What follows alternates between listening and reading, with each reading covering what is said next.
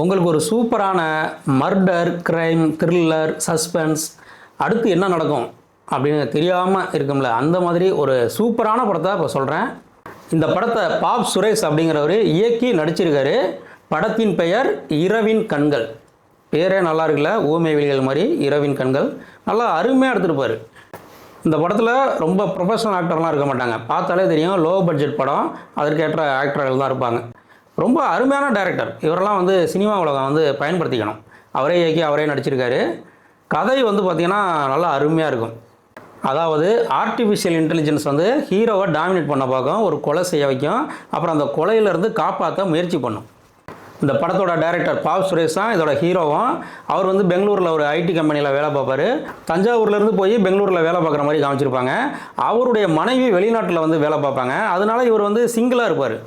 இவர் என்ன பண்ணுவார்னா, ஒரு நாள் அலெக்ஸா மாதிரி ஒரு டிவைஸ் வாங்கிட்டு வருவார். அதுதான் ஆர்டிஃபிஷியல் இன்டெலிஜென்ஸ். அதுக்கு பேர் ஐரிஸ். இந்த ஐரிஸை இவர் எல்லாத்தையும் யூஸ் பண்ணிக்குவார். ட்ரெயின் டிக்கெட் புக் பண்ணுறது, ஃப்ளைட் டிக்கெட் புக் பண்ணுறது, பாட்டு போடு, அலெக்ஸா மாதிரி யூஸ் பண்ணுவார். ஆனால் அந்த ஐரிஸ் என்ன பண்ணுன்னா, இவரை டாமினேட் பண்ண பார்க்கும். இவருக்கு கொலிக்கு ஒருத்தங்க இருப்பாங்க, ஹீரோயின் இருப்பாங்க. அந்த கொலிக்கு இவரை விரும்புகிறதா இந்த ஆர்டிஃபிஷியல் இன்டெலிஜென்ஸ் இவரை தூண்டி விடும். அதனால் ஒரு எக்ஸ்ட்ரா மர்ஷியல் அஃபேர் உருவாகும். அந்த ஹீரோயினை வீட்டுக்கு கூட்டிகிட்டு வருவார். வீட்டுக்கு கூட்டிகிட்டு வந்த அடுத்த நாள் இவரை பிளாக்மெயில் பண்ணுறதுக்கு ஒருத்தர் வருவார் வீட்டுக்கு. எதிர்பாராத விதமாக நம்ம ஹீரோ அந்த பிளாக்மெயிலரை கொலை பண்ணிடுவார். இப்போ ஹீரோ என்ன பண்ணுவார்னா, போலீஸுக்கு ஃபோன் பண்ணி சரண்டர் ஆக போகிறேன்ட்டு ஃபோன் பண்ணுவார். கட் ஆகிட்டே இருக்கும். என்னன்னு பார்த்தா இந்த ஐரிஸ் இருக்குல்ல, ஆர்டிஃபிஷியல் இன்டெலிஜென்ஸ், அது கட் பண்ணி விட்டுரும். இப்போ இந்த ஏஐ ஹீரோட்ட என்ன சொல்லுன்னா, நீ ஒன்றும் கவலைப்படாத, நீ போலீஸ்கிட்ட போய் சரண்டர் ஆனாலும் ஜெயிலுக்கு போகிறது உறுதி, உனக்கு ரொம்ப காலம் தண்டனை கிடைக்கும், நான் உன்னை காப்பாற்றுறேன், நீ நான் சொல்கிற மாதிரி செய்ய, இந்த கொலையிலேருந்து தப்பிச்சுக்கலாம் அப்படின்னு திருப்பி ஹீரோவை டாமினேட் பண்ணும். ஹீரோவுக்கு ஒரு ஐடியா கொடுக்கும். என்ன ஐடியா கொடுக்கும் அப்படின்னு சொன்னால், பணத்தை பீஸாக வெட்டி ஒரு சூட்கேஸில் வச்சு கொண்டு போய் டிஸ்போஸ் பண்ணிடு அப்படின்னு சொல்லலாம்.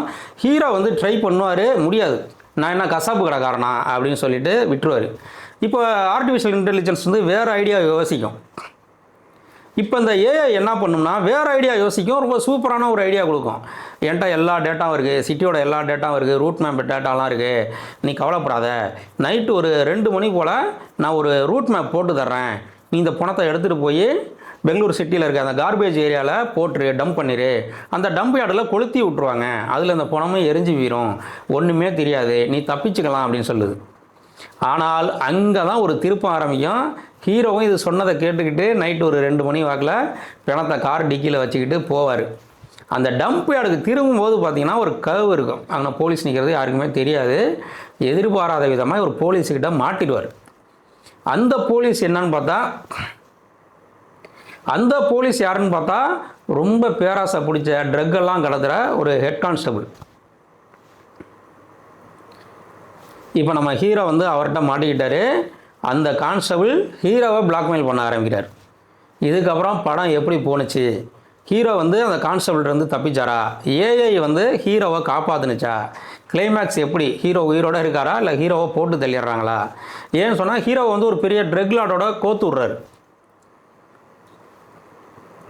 யார், இந்த ஹெட் கான்ஸ்டபிள்.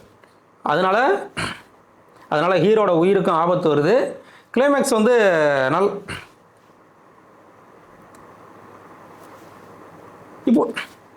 இப்படி இந்த படம் ரொம்ப அருமையாக இருக்கும். அதாவது நல்லா ஃபேமஸான நடிகர்கள்லாம் நடிச்சிருந்தாங்க அப்படின்னு சொன்னால், ராட்சசன் படம் பேசப்பட்டது மாதிரி பேசப்பட்டிருக்கும்.